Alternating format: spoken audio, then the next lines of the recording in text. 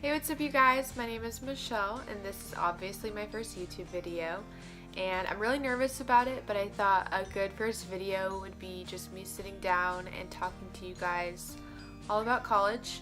If you're going into college this year and you're really nervous, then I want to give you guys some tips and tricks about classes, dorms, friends, and resources.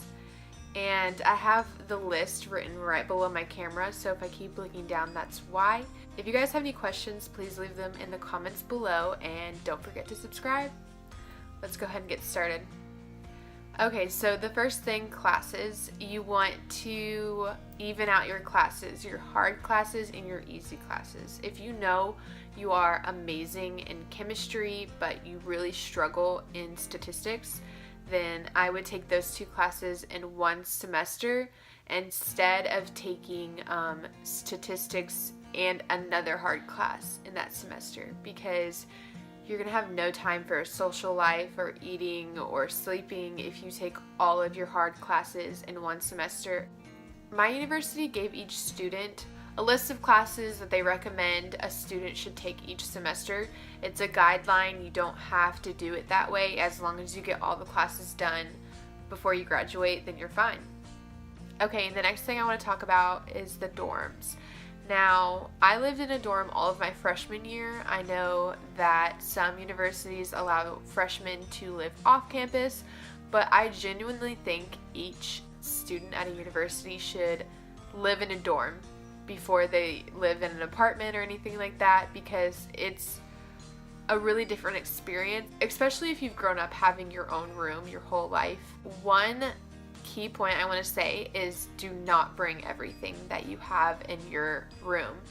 I brought like over 100 shirts and I probably only wore about 30 or 40 of them. So definitely do not bring everything. Do not stuff your closet full. I've seen some girls get like faux wallpaper for their, like stick-on wallpaper for their room. That's really unnecessary. I mean, do what you want, but just think about how time-consuming that will be to put up and to take down, and you're gonna throw it away after 10 months. So is it really worth the investment? And in the dorms, you are going to meet a lot of people. I actually recommend to get a random roommate, because then you'll automatically get a new friend. Because, I mean, you guys have to live together. You guys don't have to be best friends, but as long as you're friendly, then that's a new friend that you have. And what I always did is I cracked my door, or I left my door open. If anyone was passing by in the hallway, they would come say hi.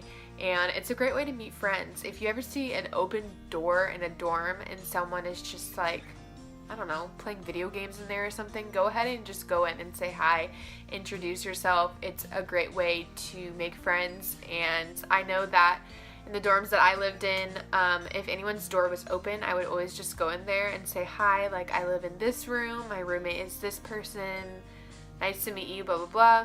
And I have some friends that I still talk to that lived in the dorms with me, and so I think it's really fun to meet people that way. The next thing I want to talk about are resources. My university offered a writing center, and what that was if you had a paper for any class, then you would just send it to them, and they would have some graduates that would edit your paper for you. They wouldn't write it for you, obviously, but they would just say, hey, maybe you should use this word instead of this word to get your point across better. Help with grades tremendously. And so if your university offers something like that, I would take full advantage of it. In the dorms, we had free tutoring. Let's say Tuesday night, it was like free tutoring for chemistry or something, because all of the chemistry, like 1301 students had an exam coming up and they knew that, so they would have free tutoring. And again, I think it was like graduate students that would come in and help you tutor, and it's like, why not do that? Because it's free, and I can guarantee you when it gets into harder classes, none of the tutoring is going to be free. So I would go ahead and take full advantage of it. Okay, and then my next thing is, if you are really nervous about meeting people, on the first day of class, just make sure that you sit next to someone. Don't sit on the end row, make sure that you have people on both sides of you, and say that you like their shirt, or say, you know, are you ready for this class? Like, have you heard about the professor? Blah, blah, blah. Just start the conversation. You do not have to say, hi, my name is blank. Just say something to them that will be a conversation starter. And one thing with professors, they will make or break a class.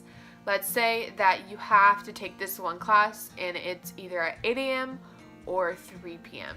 and the 8 a.m. professor is amazing, but the 3 p.m. is horrible.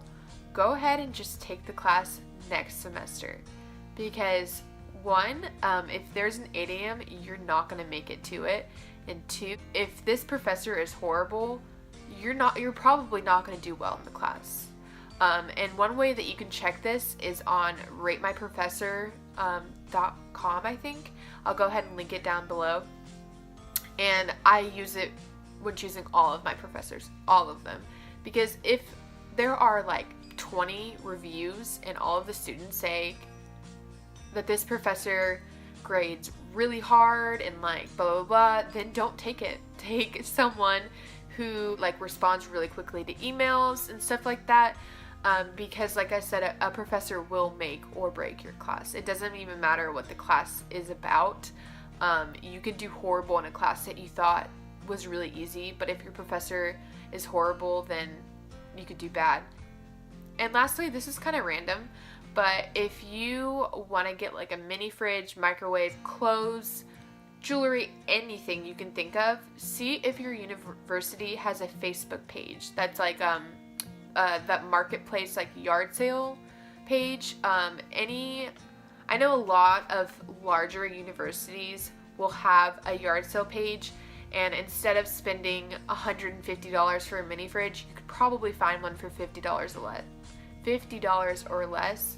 And so, I mean, you don't have to be going to the school really to even get on that page. If you live around the area, then go ahead and just add yourself to the Facebook page. I know my university, the one yard sale page I'm in, I think it has like 7,000 members. And if you get annoyed with all of the notifications, of course, you can find a way to turn those all off. And then if you're looking for hoop earrings, then just search in hoop earrings, and I can guarantee you it'll come up with like 100 different results, and you can get them for super cheap. I'm sure I have a lot more tips, but I didn't want to make this video too long. So like I said, if you have any questions, go ahead and leave that in the comments below. I wish you all luck in school, and I'll see you guys in my next video.